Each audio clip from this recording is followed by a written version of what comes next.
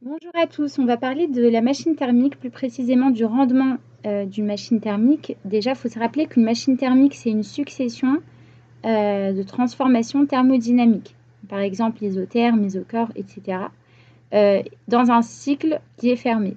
Donc ça, c'est à savoir. Ensuite, qu'est-ce que c'est le rendement d'une machine thermique? Ça va être défini en fonction du but en fait de votre machine. C'est-à-dire qu'il faut vraiment comprendre quel est l'objectif de votre machine thermique avant de définir le rendement. Le rendement peut être différent pour deux machines qui ont le même mécanisme. Par exemple, si vous considérez la pompe à chaleur et le frigo, et ben, c'est le même cycle, la même machine, mais pour l'une des deux machines, vous allez considérer le froid comme le bénéfice, et pour l'autre, vous allez considérer le chaud comme le bénéfice. Donc en fait, le rendement, ça va vraiment dépendre de la définition tout d'abord de votre machine thermique. Alors comment on écrit le rendement? Comme ceci. Donc ça va être un rapport entre deux choses. Donc ça va être le rapport entre prestation sur fourniture.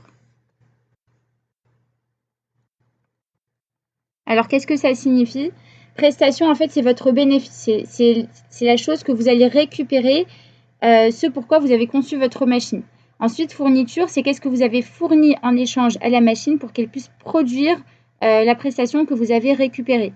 Je vais prendre un exemple. Donc, si vous considérez le moteur d'une voiture, vous fournissez une combustion au départ à l'intérieur du moteur pour récupérer derrière de l'énergie mécanique qui va faire tourner les roues et fonctionner votre voiture.